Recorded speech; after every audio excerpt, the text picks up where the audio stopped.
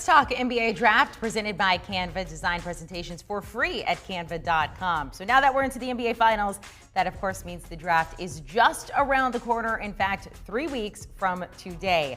Yesterday, the last day players could withdraw from the draft. So now this mock draft's really starting to take shape. According to our Kyle Boone's latest mock, the #1 overall pick, no shocker here, Oklahoma State's Cade Cunningham to the Pistons. In fact, it is not just Kyle Boone's board. All of our draft experts have the Pistons selecting the 19-year-old guard. Taking a look at some other players there on Kyle Boone's latest mock draft, you got the Rockets selecting USC's Evan Mobley, 2nd overall. 3rd, not Jalen Suggs, but Jalen Green to the Cavs. And then we find Gonzaga's Jalen Suggs going 4th overall to Toronto. So let's welcome in our good friend Kyle Boone to CBS Sports HQ. We're going to go through your mocks, some of the latest stories in the draft. And Cade Cunningham, he's been your #1. He's still your #1. So we're going to jump past that. We're going to go to Jalen Green, going 3rd overall to the Cavs. But right now, according to you, there's a lot of chatter about his draft stock actually rising, potentially making a push for going 2nd overall. So what are you hearing, Kyle? Yep, he was #4 on our big board up until recently. He's up to #2, and we have him going #3 on our mock draft to the Cleveland Cavaliers. He's the most gifted scorer in this draft, and there's a lot to like about a guy who's 6'5", who averaged nearly 20 points per game in the G League Ignite last season. I don't think he can push Cade Cunningham for the #1 spot in this draft, but I think he could go as high as #2, and I don't think that was a certainty or even a possibility not too long ago. His stock is on the rise, and I think right now his floor in this draft, I don't think he falls any lower than #3 to the Cleveland Cavaliers. Wow, no lower than 3. Well, on the opposite side of that, somebody whose stock is actually falling ever so slightly, that would be Jonathan Kuminga. Was consensus #5 for the most part, but you say that's no longer the case. Why is that? Yeah, he's been the #5 prospect all year. There's been kind of a top tier of guys, and he's always been last among those to be mentioned. And Kuminga is still a very interesting prospect. I think he has dropped from #5 to #6, and so it's not a huge drop, right? But he's 6'8". He's a two-way wing. People really want to take a gamble on him, but there is a little bit of boom bust potential with him. His offense is not quite there developmentally. He's not a very good shooter. Struggled quite a bit on defense with the G League Ignite program last year. And so Scotty Barnes, who we will talk about here in a minute, is a guy who has supplanted him in this draft among a lot of teams that I've talked with as the guy that could be the #5 prospect off the board in this draft. I appreciate you teeing me up, so I don't got to do it. Let's talk about Scotty Barnes out of Florida State. Right now, you do have him going 6th overall to Oklahoma City.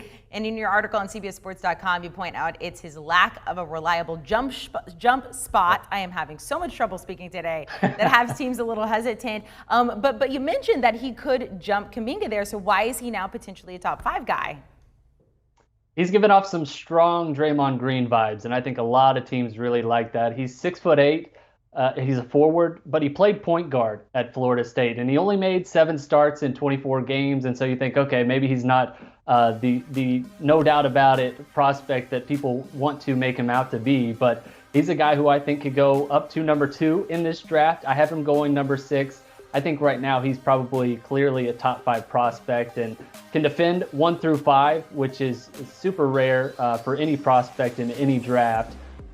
His vision, his court vision, his ability to pull the ball down and run in transition really separates him, especially with his size. He had a higher assist rate last season than Cade Cunningham and Jalen Suggs, 2 of the best point guards in this draft. And so the jumper needs some work. There's no question about it. He shot 27.5% from 3 last season at Florida State. But if he is able to improve his jump shot, we could be talking about the best overall prospect in this year's draft. All right, last guy, let's talk about James Bouknight out of UConn. Medical is always important, especially with him. Had elbow surgery midseason, then surgery, elbow injury midseason, then surgery. Right now you have him going 8 overall to the Magic. So how are teams feeling about him right now? He's on the rise right now. He had the elbow injury and the surgery, and he came back and looked pretty good. Efficiency, his numbers took a pretty big hit. 3-point shooting was down. His field goal shooting was down. He wasn't getting to the free throw line as often as he was prior to the injury. But he's looked really good, impressed some teams in his pro day here recently. just a microwave scorer who is going to be an instant offensive impact player in the NBA. And that type of role player in the NBA is super valuable. We have him going number 8 to the Orlando Magic, a team that could use a microwave scorer and someone who can generate offense. He's that type of player, and clearly I think has cemented himself as a no doubt about it lottery guy and potentially a top 10 pick in this draft. He continues to rise on teams' big boards. All right, I lied. I'm going to throw one more at you. So I'm looking at your top players. Your top 10 does not include Corey Kispert. And I thought it was really interesting because earlier this week, our Colin Ward-Henniger had him going as high as 10. So obviously made a name for himself there during the dance there. How are you feeling about Corey Kispert? I think he has an obvious role in the NBA, right? He's the best shooter in the NBA draft. He's a guy who, if you're relying on him to be a spot-up shooter, he's going to be great. I'm not convinced that he has other aspects of his game to bring to the next level. Teams like the Pelicans would make a lot of sense. Obviously, someone who could shoot off the ball next to Zion Williamson. Even the Grizzlies, who have Ja Morant and want to add shooters. He's going to be a really good NBA player, but in terms of long-term upside, I'm not convinced that he's a top 10 prospect in this draft just because he's a shooter, but what else can he bring to the table? All right, Kyle, good luck over the next couple of days. We happen to know you have another draft coming out. I don't envy you having to do this. All of our guys who make mock drafts, I feel like it would keep me up at night. So congratulations to you. We're going to keep our eye out for that. It's coming out next week. In the meantime, enjoy your couple of days there, Kyle Boone. You can check out all of his articles on CBSSports.com. So there's the draft order, the lottery picks as you see. And as I mentioned yesterday, Wednesday was the last day for players to withdraw their names from the draft. So we're pretty much set here.